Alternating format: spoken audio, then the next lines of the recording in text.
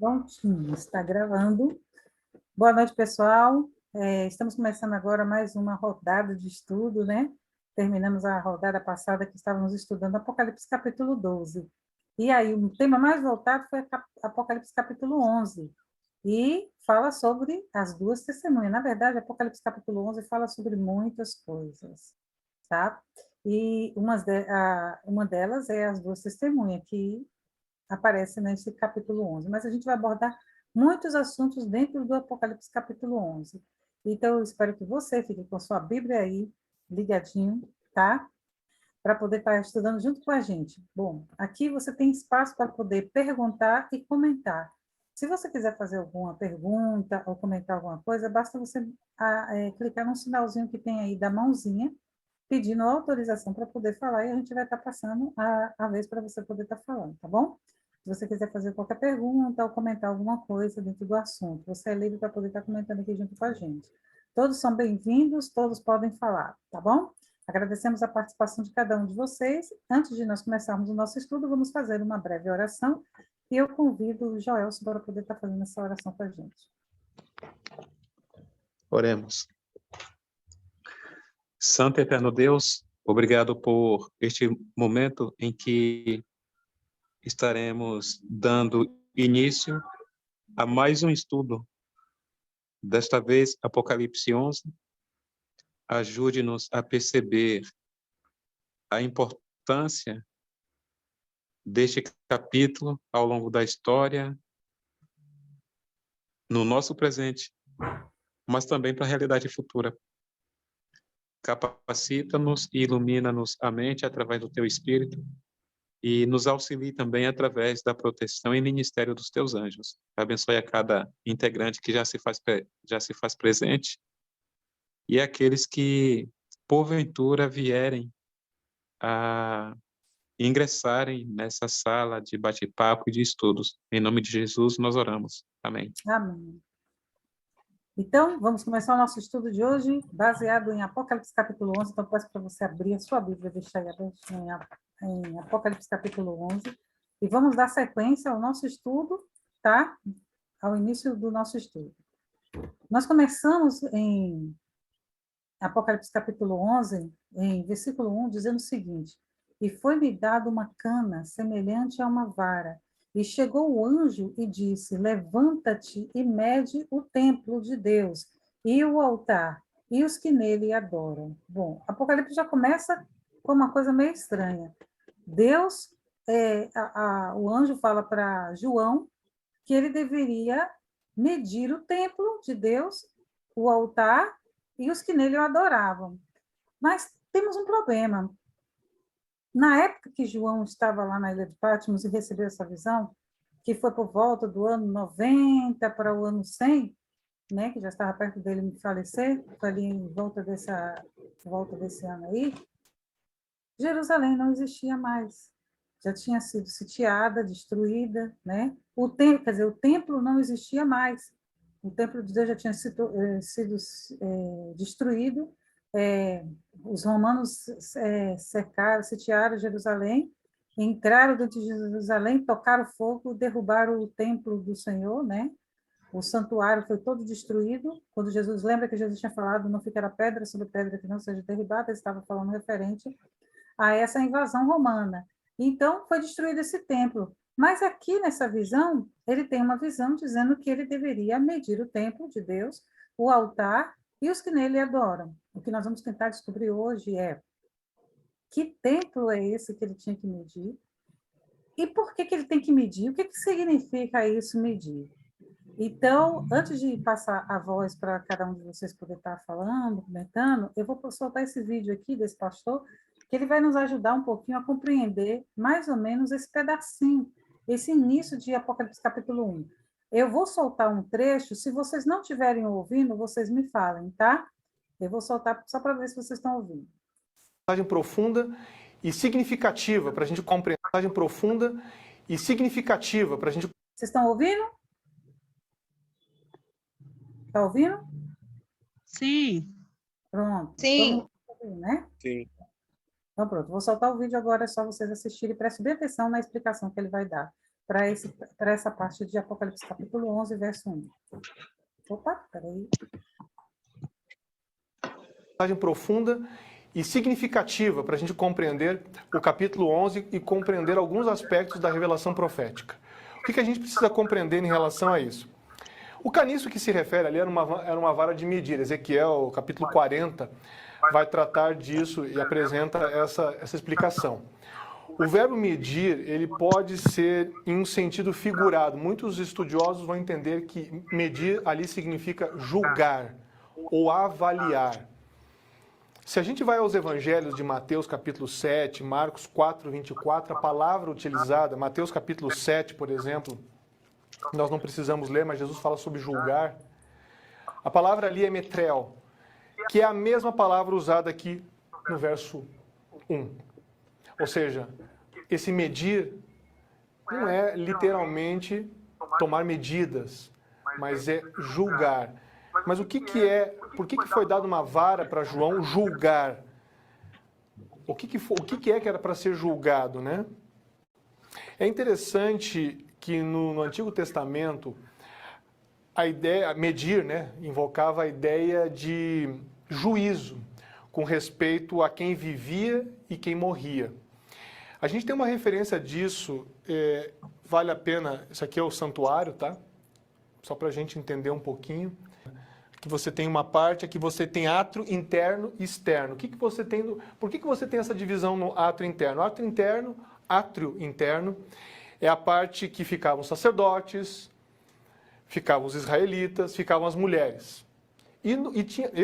Esse era um átrio interno. Você tinha um outro átrio interno onde reservado para os gentios, porque as pessoas que não eram do povo judeu, eles também podiam ir ao santuário sacrificar. Eles tinham direito, só que eles não iam no mesmo lugar que os judeus. Então, aqui no capítulo 11, verso 2, há essa diferenciação dos dois ambientes. Mas como é que você pode dizer que é o santuário celestial? Alguns podem me perguntar. Bom, João escreveu mais ou menos Apocalipse em 95, 96, depois de Cristo, né, no primeiro século. O santuário, o templo de Jerusalém havia sido destruído pelo menos há uns 20 anos antes, no ano 70, pelos romanos, pelo general Tito Vespasiano. Então, aqui nós podemos compreender que João está falando muito mais em relação ao quê? A obra que é feita no santuário celestial. Bom, se não era uma obra no santuário terrestre, feita por sacerdotes aqui, só podemos compreender então que a obra era feita por Jesus no santuário celestial. Então, deixa eu passar aqui e voltar para aquele lugar onde a gente estava. Aqui, então, de alguma maneira, está falando de uma obra que Cristo faz no santuário. Que obra que vai fazer? Se ele está falando para medir, e medir significa julgar, nós podemos compreender que Jesus está fazendo o quê? Um julgamento, começando um juízo. A menção, a alusão ali é um juízo, e esse juízo não envolve as nações, não envolve os gentios, envolve o povo de Deus. Portanto, é um juízo que começa pelo povo de Deus. Portanto, é um juízo de investigação, é um juízo que vai avaliar a vida das pessoas que são consideradas povo de Deus. Prontinho. Então, esse juízo, ele explica aqui que esse medir significa um juízo que Deus iria fazer. E como a gente pode colaborar com o que ele está falando, compreender? Em 2 Samuel, capítulo 8, verso 2, é usada essa mesma expressão para poder dizer quando Deus fez um juízo aqui, ó, também derrotou os moabitas, quando Deus derrotou os moabitas, também derrotou os moabitas e os mediu com um cordel, fazendo-os deitar por terra, e os mediu com 2 cordéis para os matar, e os cordel inteiro para os deixar com vida. Ficaram assim os moabitas por servos de Davi, pagando-lhes tributo. Ou seja, aqui é usada a expressão medir para mostrar juízo de Deus, entendeu? Colaborando com o que ele acabou explicando, o que o pastor acabou explicando. Mas eu vou deixar aqui para a Joelson poder dar uma ênfasezinha melhor nessa parte. Dada a oportunidade para você, Joelson. Ok. Já foi explicado aí o sentido de medir, onde João recebe do anjo um caniço. E, na verdade, não especifica quem deu esse caniço para João, ou esta vara de medir para João. O verso 1 afirma que deram-me. Então, é uma definição indefinida, né? Você não sabe quem deu. Mas a importância e a relevância dos versos 1 e 2, primeiro é que há verdadeiramente uma situação de julgamento. Quando você vai para Mateus capítulo 15, os versos 1 e 2, Jesus ali ele faz uma alusão a essa situação de medir, e que esse medir não é necessariamente cálculo de espaço ou avaliação de espaço, mas está relacionado com a questão relacionada a julgamento, né? Então esse é um ponto interessante no contexto profético. Eu citei Mateus 15, mas na verdade não é Mateus 15, é Mateus capítulo 7, de 1 a 5, só fazendo aqui essa correção. Bom, então nós temos a realidade da abertura do capítulo 11 com dois aspectos importantes. Um já foi dito, que é a questão de medir. A vara não se trata de um instrumento para medição de cálculos ou medição de espaço, mas envolve a questão de julgamento a partir de uma linguagem figurada. E o segundo ponto que vem sobre essa questão do medir é quem estará sendo medido. E o texto deixa claro, no verso 2 do capítulo 11, a ordem dada a João, que é a seguinte: exclua, porém, o pátio exterior, não o meça, pois ele foi dado aos gentios. Eles pisarão a cidade santa durante 42 meses.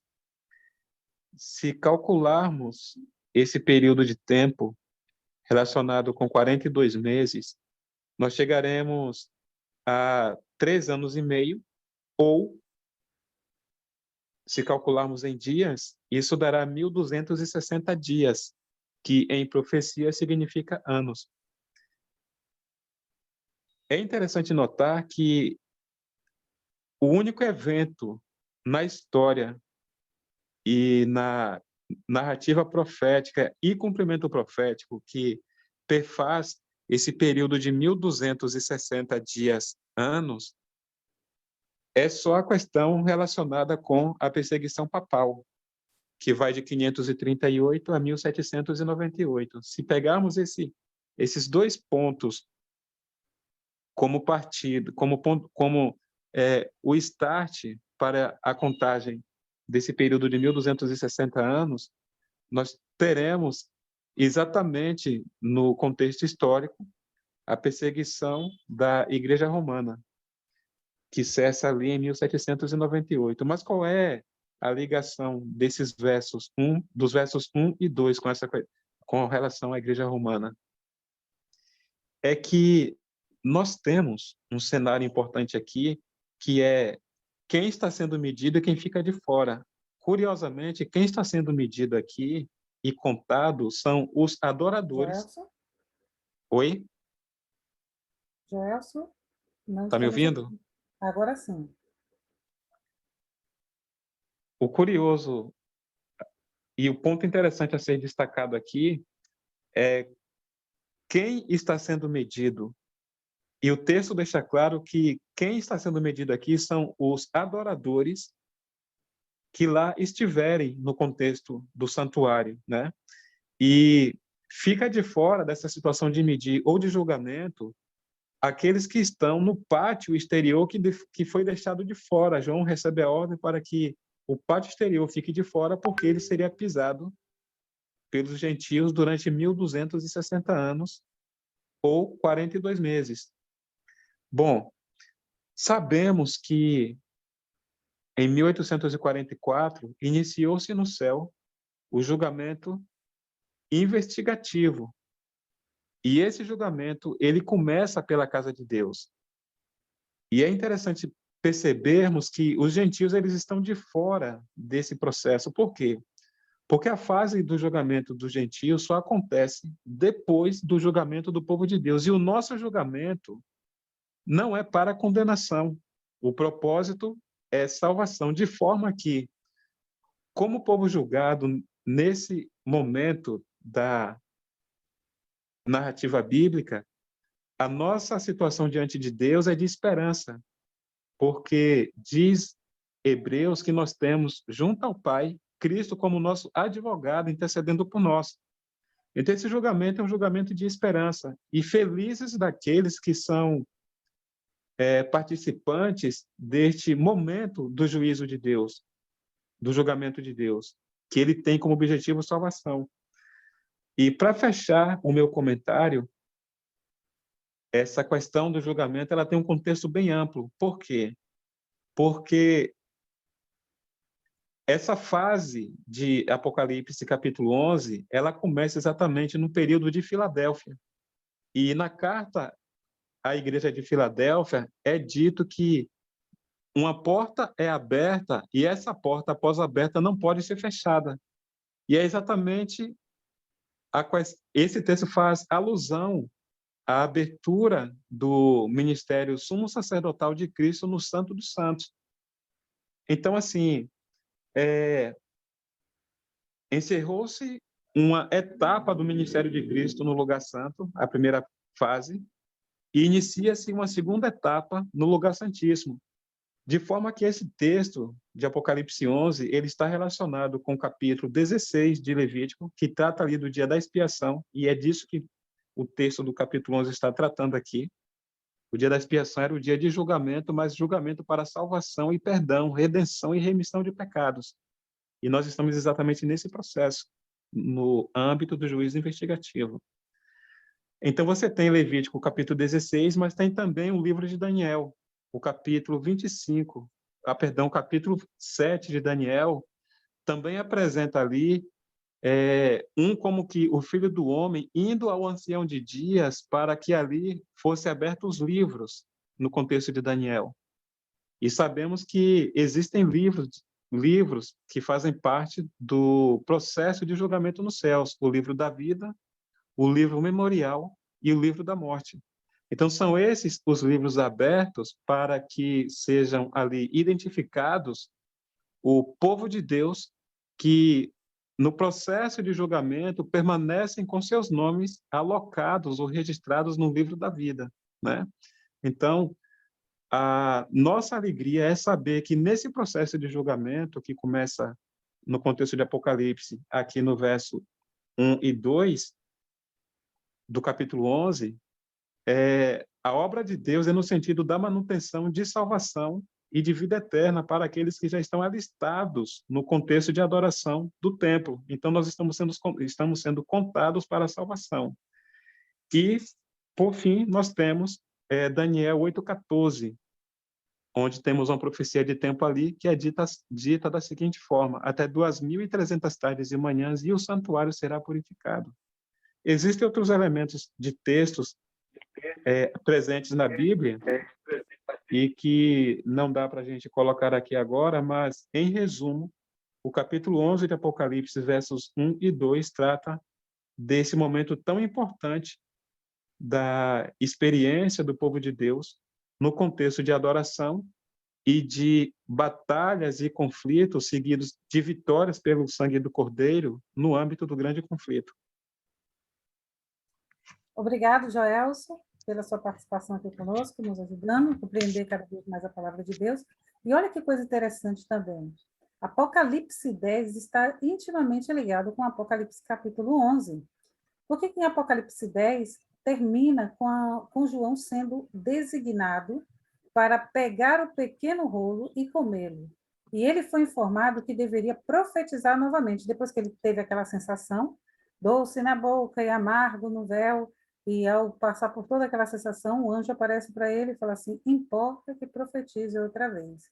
E aí começa o capítulo 11 falando sobre isso, Deus falando para ele medir o templo, né, o santuário. O que nos dá a entender é que Apocalipse 10 está em conjunto com Apocalipse 11, decifrando que Apocalipse 10, Apocalipse 11 vem decifrar Apocalipse 10. Qual é? A ordem para medir, isto é, examinar e avaliar o templo ou o santuário, era exatamente o que os crentes do desapontamento precisavam fazer em 1844. Era isso que eles precisavam entender, o significado da profecia de 1844. Por que eles teve desapontamento? Porque eles não compreenderam o que eles estavam lendo. E agora, em Apocalipse capítulo 11, chega o anjo mandando ele medir o templo, né? Para eles compreenderem agora o real significado de Daniel, capítulo 8, né? 14, que era a purificação do santuário, o que realmente significava a purificação do santuário. A solução para sua confusão e decepção estava em prestar mais atenção ao significado e mistério do santuário celestial. E um fato histórico que os crentes desapontados reestudaram imediatamente o significado do santuário. E depois complementa com tudo aquilo que Jorge acabou de falar, o significado que Jorge acabou de explicar, que ali representava o juízo de Deus que daria início em 1844, começaria pelo povo de Deus, como está escrito aqui em 1 Pedro, capítulo 4, verso 17, que diz: dai a ordem de medir não só do templo e o altar, mas também os que ali adoram, referindo-se ao povo de Deus, pois o julgamento começa na casa de Deus, que é o que 1 Pedro diz, né? 4,17, que Deus começa o julgamento dele pela sua casa, né? Então, era esse o verdadeiro sentido que era para ter sido compreendido em Apocalipse capítulo 10, e por isso se tornou tão amargo, porque não havia tido, após comer, né, o livrinho, né, não compreendeu. Ali, João estava representando o povo de Deus, no Apocalipse capítulo 10, e que em Apocalipse capítulo 11, João novamente representa o povo remanescente de Deus, que agora compreende Apocalipse capítulo 11 e entende a mensagem de Daniel 14, e o verdadeiro sentido que era a purificação, né, do santuário, o que era a purificação do santuário.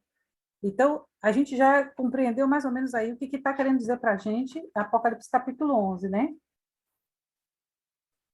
E a gente vai continuar aqui nessa sessão, mas se você aí tiver alguma pergunta a fazer, quiser aqui fazer alguma pergunta, a gente está aqui aberto para você, tá? Está dando a oportunidade. Também, se quiser contribuir com a gente, quiser fazer algum comentário, também pode estar fazendo comentário, a gente abre espaço para você poder estar fazendo comentário. Se não houver, caso contrário, a gente continua o nosso estudo. Enquanto isso não apareceu nenhuma mãozinha, eu vou continuar a leitura. E deixa o átrio que está fora do templo, e não o Mersa, porque foi dado às nações, e pisarão a cidade santa por 42 meses, como Joel falou. Esses 42 meses são os 1.260 anos de perseguição que o povo de Deus passaria, tá? E esses 1.260 anos têm encerramento em 1798, quando Napoleão Bonaparte toma o poder, né, e derruba o edito de Justiniano, que foi em 538, com a perseguição religiosa, deu início à perseguição religiosa.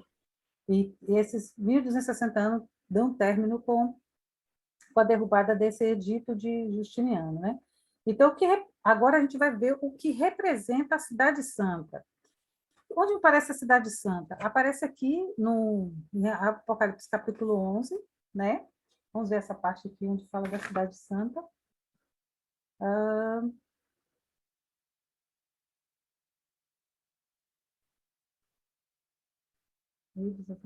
São 2 oliveiras, o Senhor terá, causa da boca do seu testemunho, o fogo devorará.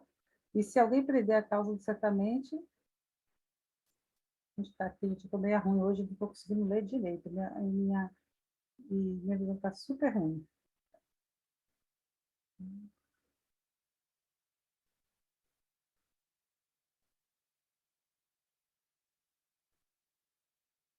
Achou aí, Joel? Onde está a Cidade Santa? O texto que eu esqueci de colocar aqui.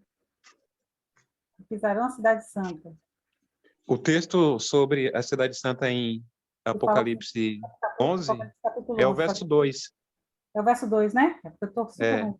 Mas deixa de lado o átrio do exterior do santuário e não meça, porque esse átrio foi dado aos gentios por 42 meses, e pisarão a cidade santa, exatamente. Então, o que representa esse pisar a cidade santa? Pisar a cidade santa. Olha que nós falamos que vai ficar 42 meses, né? Olha o texto faz referência aí, ó. O texto faz uma referência, ele fala como? Mas deixa de lado o átrio exterior do santuário e não meça, porque esse átrio foi dado aos gentios, que por 42 meses pisarão a cidade santa. O que aconteceria durante os 1.260 anos, Joelson? Durante esse período, com base em Daniel, seria tirado o contínuo. Então, esse ataque está diretamente relacionado com alguma coisa ligada ao ritual do santuário. Sim, mas presta atenção. Por 1.260 anos, o que aconteceria durante 1.260 anos? Do ano 538 até o ano 1798? Então, é isso. Esse evento está ligado com alguma situação de ataque ao sistema do santuário. E quando é que nós percebemos isso no contexto histórico da profecia? É que, primeiro, o contínuo é tirado e lançado por terra. O que isso significa? Que o culto atribuído a Deus, ele é substituído pelo culto onde o homem se torna um objeto de culto e adoração no lugar de Deus. Uhum. Esse aqui é um ponto importante. O outro aspecto relacionado a isso é que, além da realidade do santuário ter sido lançada por terra, e esse lançar por terra a realidade do santuário tem a ver com pisotear a cidade santa. Por que pisotear a cidade santa relacionada com o santuário? Porque nesse período da história em que é mencionada a situação da cidade santa, Jerusalém, ela não mais existia Não era como habitada. Uma realidade geográfica exclusiva e de relevância para a pregação do evangelho e da atuação de Deus em favor da humanidade. Então, exclusivamente falando, Jerusalém não tem mais essa relevância. Existiu, evidentemente, durante o período das 70 semanas de Daniel, capítulo 8, onde é dito que 70 semanas estavam, perdão, capítulo 9, né, 24, que diz que 70 semanas estariam determinadas ou decretadas para o povo de Deus, e que nesse período entendemos que houve um tempo de graça exclusivo para os judeus, e durante esse período houve sim uma atenção especial e peculiar da parte de Deus relacionada com a nação judaica, e Jerusalém fazia parte desse sistema, né? Só que do ano 34 para cá, com a morte de Estevão, o evangelho passou não mais a ser uma exclusividade específica para os judeus, mas se expande entre os gentios, de forma que no ano 70 nós temos a derrubada do Templo de Jerusalém, a queda do Templo de Jerusalém, a destruição de Jerusalém, e o povo judeu continua sendo povo alvo do amor de Deus, mas não mais com um tom de exclusividade. Deus ama tanto os judeus quanto os gentios, do ponto de vista de salvação, mas não mais tendo os judeus como exclusividade nesse processo, né? Então, assim, o capítulo 11 de Apocalipse vai tratar desse trato de Deus com os seus adoradores, não mais no sentido de exclusividade étnica, mas no contexto do Israel espiritual, de forma que afirmar que essa cidade do verso 2 está tratando da realidade de Jerusalém, ela não faz sentido do ponto de vista profético, histórico e nem interpretativo da profecia. Então precisamos entender que essa aplicação ela é espiritual e não literal. E ela representa o povo de Deus, porque aí fala o seguinte: pisarão a cidade santa por 42 meses. Quando a gente estuda profecia, quando a gente estudou sobre o assunto dos 1.200 anos, começou no ano 538, que foi o Edito de Justiniano, começou a perseguição a todos aqueles que rejeitavam se submeter a Roma papal, e esse edito durou até 1798. Então, quem foi pisado aí foi o povo de Deus, que foi perseguido por 1.260 anos. Então, a Cidade Santa é uma referência à Igreja de Deus, ao povo de Deus, que foi perseguido por 1.260 anos, de acordo com a história. Vocês vão ver muito falando sobre cidades aqui em Apocalipse capítulo 11. Nós vamos ter 3 cidades aqui. Teremos a Cidade Santa, teremos o Egito e teremos Sodoma e Gomorra. E vocês vão entender o contexto para cada uma dessas cidades. E a primeira que aparece para a gente é a Cidade Santa. E essa Cidade Santa, ela relativamente representa o povo de Deus que passou por esse momento de perseguição do ano 538 até o ano 1798. Por isso que a expressão é: e pisarão a cidade santa por 42 meses. É uma referência ao tempo da perseguição, que o povo de Deus foi oprimido, perseguido, o papado perseguiu, matou milhões de cristãos que foram considerados culpados de heresia. E eu vou Cláudia, contar... pode falar. um detalhe interessante é que a alusão ao povo de Deus feita aí na sua fala não é especificamente os judeus, né? Como alguns Não. talvez É isso que sejam tentados a pensar e concluir desta forma. Uhum. Essa realidade, apontando o povo de Deus nesse contexto profético, se aplica a africanos, a habitantes da Europa, enfim. Onde quer que Roma tenha utilizado as suas setas de perseguição e de ataque àqueles que discordavam das heresias pregadas pela igreja e da tradição da igreja, aí nós temos a validação, independente de etnia, desse texto profético de pisoteamento da cidade santa, né? E esse é um detalhe interessante porque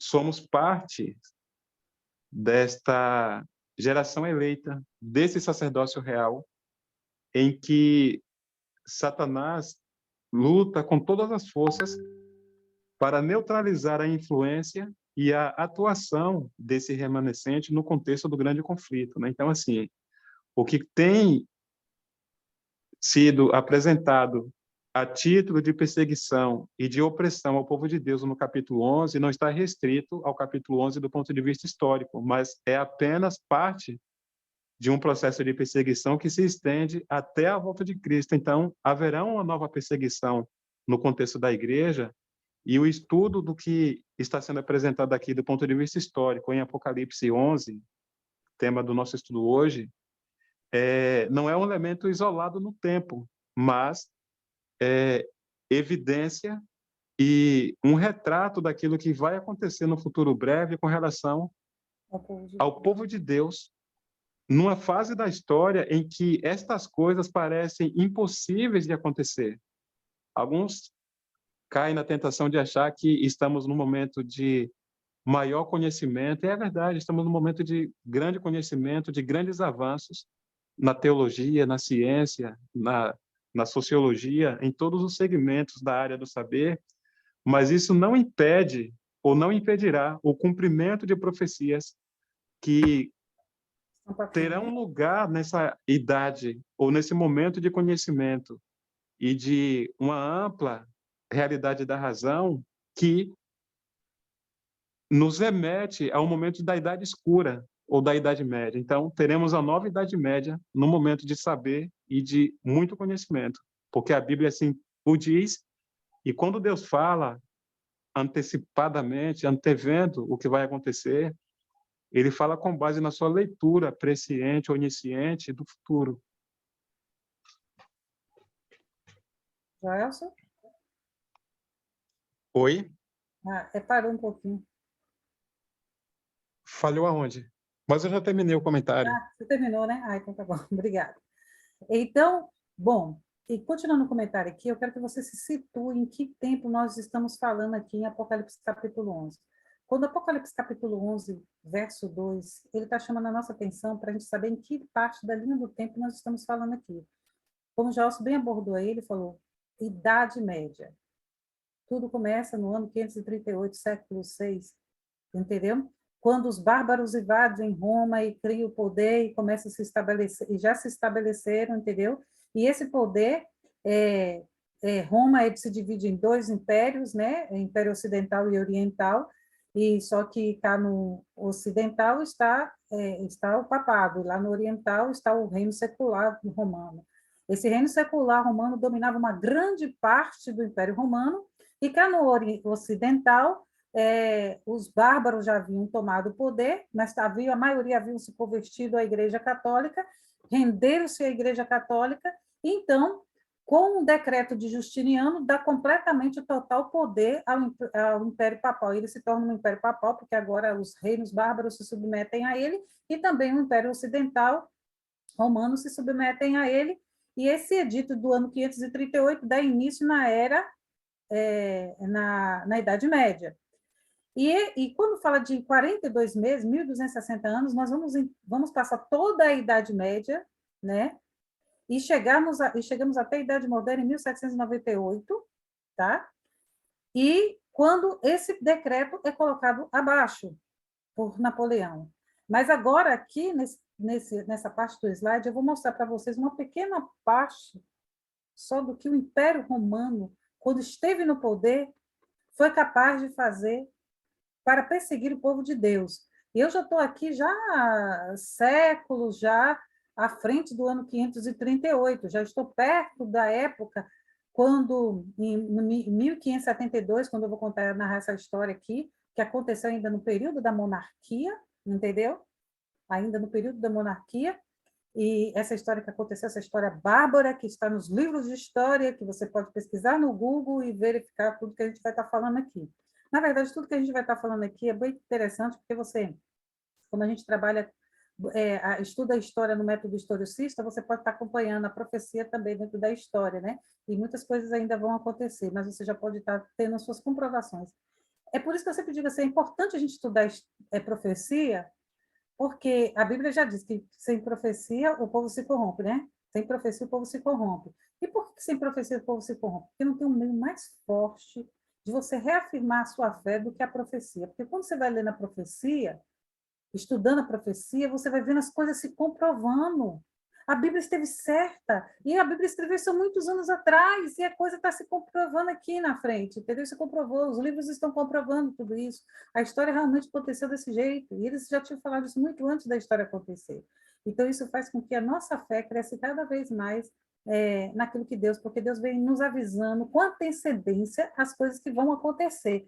Então, muita gente pode ser pego de surpresa, mas o povo de Deus que estuda as profecias e que estão atentos às coisas que Deus está avisando para ele, porque Deus vem avisando a gente através das profecias, você vai conseguir compreender as coisas que vão acontecer. Por isso é importante estudar a profecia.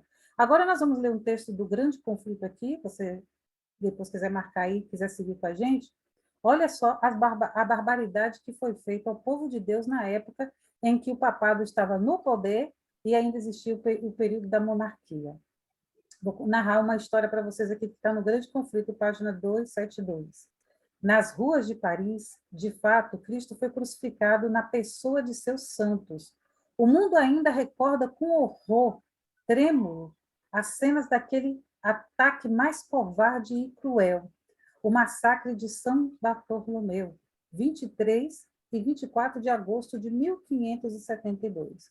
O rei da França, instigado pelos sacerdotes e prelados romanos, emprestou sua sanção à terrível obra.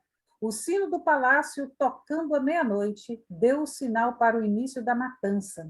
Milhares de protestantes, dormindo tranquilamente em suas casas, confiando na honrada honra do seu rei, foram arrastados sem aviso e assassinados a sangue frio.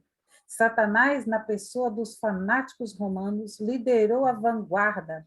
Assim como Cristo era líder invisível de seu povo da escravidão egípcia, Satanás também era o líder invisível dos seus súditos nesta horrível obra da multiplicação de mártires. Durante 3 dias, a carnificina continuou. Mais de 30.000 morreram.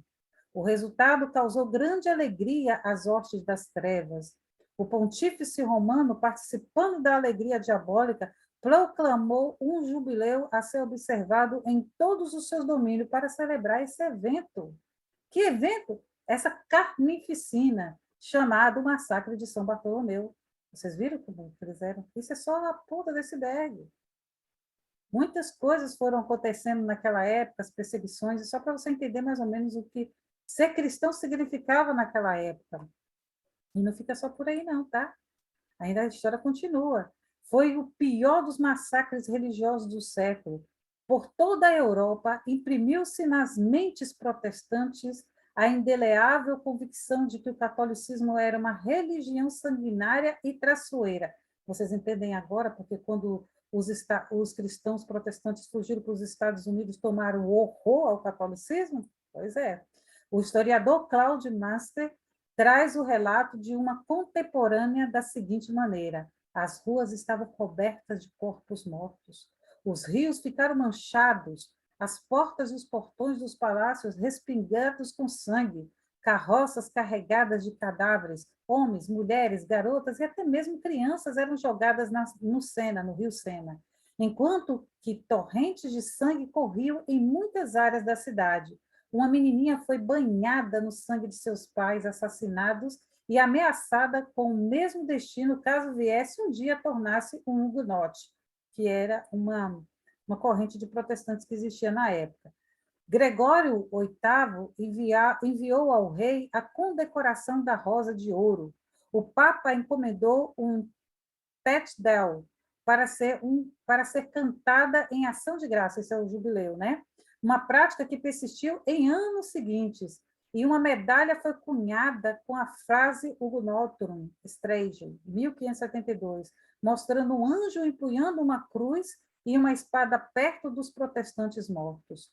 O pontífice romano, participando da alegria diabólica, proclamou o jubileu de ouro, a ser observado em todos os seus domínios para celebrar o massacre. Então, era esse tipo de coisa que acontecia com os cristãos naquela época. Você entende agora o que significa pisarão, a cidade santa, por 1260 anos? Cristãos foram queimados em fogueiras. Os cristãos tiveram que fugir, morar em catacumbas, se esconderem no deserto, entendeu? E aqueles que não tiveram a possibilidade de fugir, era isso que acontecia. O Império Romano fazia isso. O catolicismo ficou conhecido como uma religião sanguinária. As pessoas tinham medo, seguiam ela por medo, entendeu? Isso aqui, estamos falando da época em que a monarquia ainda existia, né? Em que o Império Papal era forte através da monarquia e todo esse flagelo que ela implicava a todo aquele que ousasse levantar o nome de Deus e levantasse contra o Império Romano. Então, para você ver, esses homens cristãos, eles não temiam serem rechaçados no Facebook, no Instagram, ou as pessoas virarem a cara para eles, ou cancelarem eles na mídia, que é o que nós passamos hoje, né? Eles não temiam essas coisas diante de falar a verdade. O que eles passavam era a morte, é o que a gente acabou de ler aqui, e eles não temiam a morte. Eles sabiam que o destino deles seria a morte. Pelo que vocês viram, famílias inteiras foram mortas, até crianças eram mortas, entendeu? E essas pessoas estavam dispostas a pagar com suas vidas pela verdade. Era isso que acontecia antes do que vai vir na próxima sequência, do que nós vamos estar lendo aqui à frente, né? Então, é só para a gente entender mais ou menos como era o cenário desses 1260 anos. É claro que tem muitas outras coisas mais, porque quem já pesquisou um pouquinho, estudou sobre a Inquisição Romana, e todos os instrumentos de tortura que eles tinham, instrumentos próprios que causavam muita dor, mas não matava.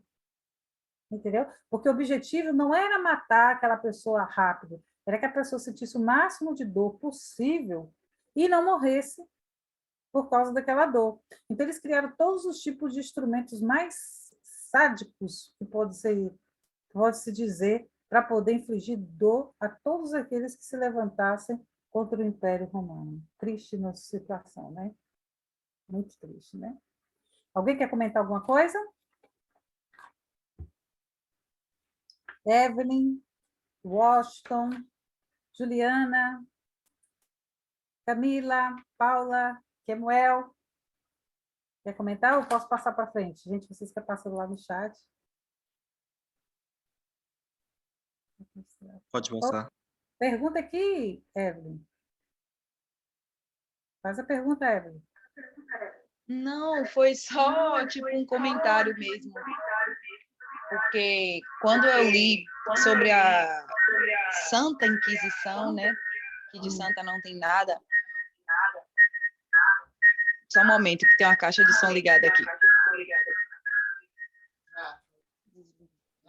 Eu fiquei muito mal, porque eu fui ver, de fato, né, detalhadamente, fotos, foi na época no Facebook, fotos e explicações de como os objetos de tortura deles funcionavam.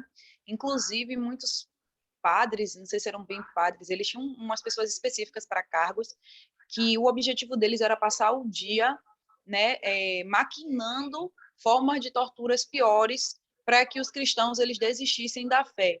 Coisas assim absolutamente malignas. Aí o que eu comentei no bate-papo foi o seguinte: às vezes a gente está com medo de mostrar a cara nas redes sociais ou de fazer um comentário na igreja em que a maioria das pessoas são subversivas e não sair como o extremista, o errado da história. Então, a gente tem medinho dessa perseguição que não vai afetar nosso corpo em nada. Porque a única coisa que pode acontecer aí é a exclusão da sociedade, por enquanto. Então, se a pessoa não tem coragem para enfrentar as pequenas coisas agora, como é que vai ter coragem para enfrentar as piores torturas que virão pela frente? Porque virão. Tem gente que foge desse tema dizendo que a perseguição não é mais necessária e que a gente não vai sofrer torturas porque a perseguição foi para o tempo antigo. Não, não, não. Existem pessoas que não vão morrer, mas existem pessoas ainda que vão morrer e vão ser torturadas agora no tempo do fim também. Então, a gente tem que estar preparado, não é para, eu vou fugir, eu vou fazer isso, eu vou usar essa estratégia tal para não ser torturado, ou vou pedir para Deus me levar antes. Não. A gente tem que pedir para Deus nos dar força para enfrentar o que quer que seja e não desistir, não negar. Porque muitas pessoas, na hora da tortura, negam. E se hoje a nossa fé não é fortalecida nas pequenas perseguições da sociedade, não terá fé o suficiente para enfrentar, de fato, o que vem por aí. Obrigado, Evelyn. A gente já descobriu o que é medir o santuário. A gente já descobriu quem é a Cidade Santa, que a gente viu que é o povo de Deus. Aí, agora, em Apocalipse capítulo 11, verso 3, diz assim: darei as minhas 2 testemunhas, que profetize por 1260 dias vestidas de pano de saco. Antes de perguntar quem são as 2 testemunhas, a gente precisa lembrar que o ato de vestir de pano de saco, no Velho Testamento, era toda vez que alguém queria se humilhar diante do Senhor, né? Então, ele se dispunha de todas as suas roupas, melhores que tinha, e ele se vestia de roupa de saco. Isso era uma como fala? Uma ação de humilhação, né? Eu estou me humilhando, ele se vestia de pano de saco para se humilhar diante do Senhor, reconhecendo a sua pequenez diante de Deus, né? E era um ato de humilhação. Vestir-se de pano de saco era um ato de humilhação. Na história de Jonas, o rei se vestiu de pano de saco para mostrar que estava se humilhando diante de Deus, pedindo o clamor de Deus para que Deus perdoasse seus pecados e reconsiderasse e não destruísse a cidade de Nínive, né? Então, aqui fala que essas 2 testemunhas, por 1260 dias, ou 1260 anos, vestiriam pano de saco. Ou seja, essas 2 testemunhas passariam 1260 anos em uma situação de humilhação, né? Passaria por uma situação de humilhação. E o que nós precisamos desvendar agora, em primeiro lugar, é quem são essas 2 testemunhas, né? Nós já sabemos que não é o povo de Deus, porque quem representa o povo de Deus é a cidade santa. Então, quem é que representa as duas testemunhas? Né? Vamos deixar a Juliana Santana falar aqui, então. Pode falar, Juliana. Boa noite, feliz Boa sábado. noite, feliz sábado. Eu sei que Cal já passou aí para outro ponto, mas é que ficou aqui martelando na minha mente o que sempre fica. Aí na questão da perseguição, Evelyn chegou aí até comentar, mas às vezes eu fico assim, sem saber de certo como será, qual é o aspecto da perseguição, se física ou psicológica, ou se os dois.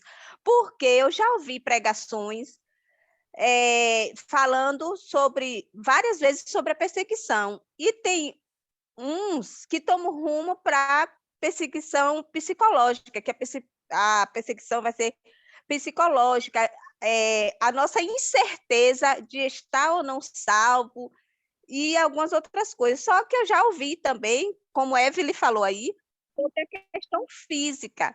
E eu fico meio assim, que sem entender. Eu queria saber, que eu nunca encontrei, dentro da Bíblia, um ponto que nos mostre de fato.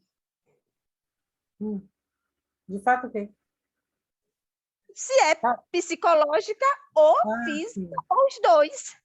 Ó, de fato, em Apocalipse capítulo 13, fala que fará com que grandes e pequenos seja dado um sinal, e aqueles que não adorarem serão perseguidos e mortos, né? Essa questão, eu vou resumir aqui, porque isso aí não está bem dentro do nosso assunto, ou mais lá para frente poderíamos estar abordando sobre isso. Mas, presta atenção, a perseguição ela será tanto psicológica, como física, porque vai ter pessoas que vão ser presas, outras vão perder seus bens, vão passar fome, vão passar dificuldade, vão ter que estar fugindo, vão ter que estar correndo. Uns, antes da porta da graça, poderão morrer. Depois da porta da graça fechada, não vai haver mais necessidade de cristão morrer. Mas vai estar sofrendo, né? Porque ele vai estar fugindo, vai estar correndo, vai estar passando dificuldades, entendeu? Não terá um lugar para dormir, entendeu? Outros estarão presos. Então, assim, vai ser uma perseguição psicológica, e também uma perseguição, vai ser infligida uma perseguição física, entendeu? Que a gente tem estudado, vai ser sim, vai ter essa perseguição também. Agora, essa questão de morrer é uma questão que só vai poder ser possível até antes da porta da graça ser fechada. Depois que a porta da graça ser fechada, não haverá mais necessidade nenhuma, porque Deus só permite que um cristão morre para que ele possa, através do testemunho dele, poder converter outros.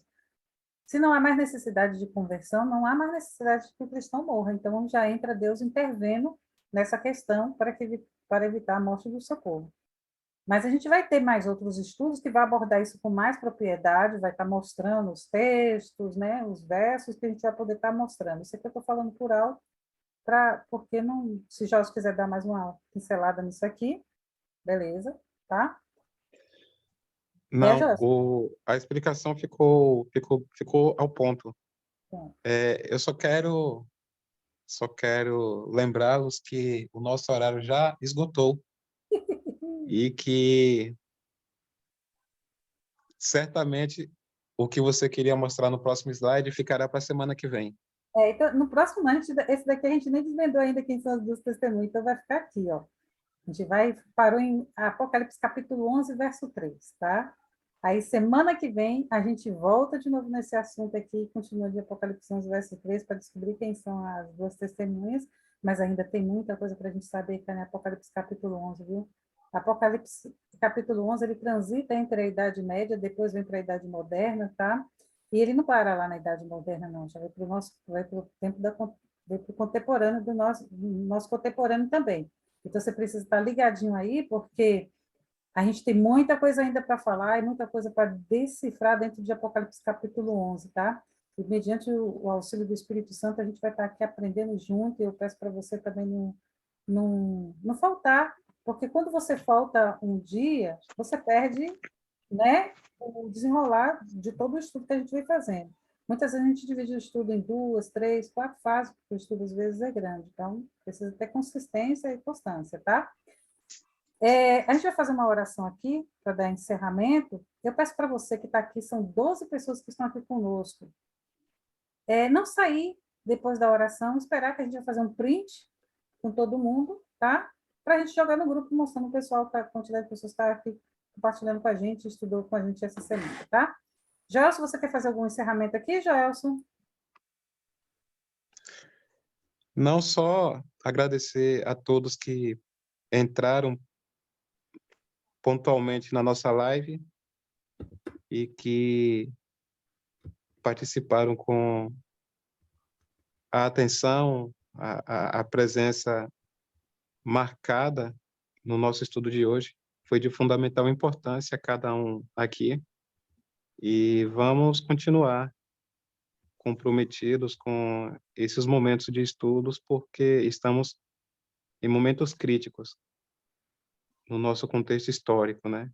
Não parece, mas tem muita coisa acontecendo e que só em momentos como este de estudo a gente consegue identificar e mapear o período em que nós estamos vivendo, e não é fácil, e não será fácil o que está por vir. Que Deus nos abençoe, mas que, acima de toda e qualquer dificuldade, já somos vitoriosos pelo sangue do Cordeiro. Cristo já é Amém. vencedor, e a sua vitória é a nossa vitória, e a nossa luta é a luta dele, né? Vamos fazer a oração? Vamos fechar nossos olhos para falar com Jesus? Querido Pai que habita nas alturas dos céus, aqui estão teus filhos, Senhor, reunidos aqui nessa sexta-feira para estudar a tua palavra, para compreender mais dela, Senhor. Abençoe cada um, Senhor, derramando teu Espírito sobre cada um que está aqui, Senhor. Abençoe também os seus familiares, Senhor, seja com o lar de cada um aqui, Senhor. Cada um de nós, Senhor, temos um problema, uma situação, uma dificuldade, uma debilidade, Senhor. Tu sabes os leões e os dragões que temos que lutar durante todas as semanas, Senhor, para estarmos aqui, Pai querido. Agradecemos a Ti por ter nos ajudado em todo momento, Senhor, a enfrentar todos os problemas, Senhor. Nem tem sido fácil, mas quando a gente estuda a Tua palavra, vê que os nossos antepassados passaram por situações piores, mais difíceis do que a nossa, Senhor. Nós sentimos vergonha, Senhor, porque muitas vezes esclarecemos diante de coisas que não chegam nem a ponta do que eles passaram, Pai. Por isso pedimos a Ti, Senhor, prepara-nos, Senhor, derrama Teu Espírito sobre nossa vida, Senhor. Transforma-nos, Senhor, molda-nos, Senhor. Abençoa-nos, Senhor, e fica conosco durante toda esta noite, Pai. Dê-nos um sábado feliz. É o que pedimos em nome e por amor de Cristo Jesus. Amém. Gente, agora eu vou pedir vocês para, quem puder e quiser, abrir aí a câmera para a gente tirar uma fotozinha aqui, tá? Quem puder, por favor. Deixa eu tirar esse flash aqui, que esse flash está me atrapalhando. Vamos lá? Todo mundo? Diga um X. X. Prontinho, gente. Feliz sábado para vocês. Foi um prazer estar com cada um de vocês aqui, tá bom? Deus abençoe vocês. Fiquem com Deus.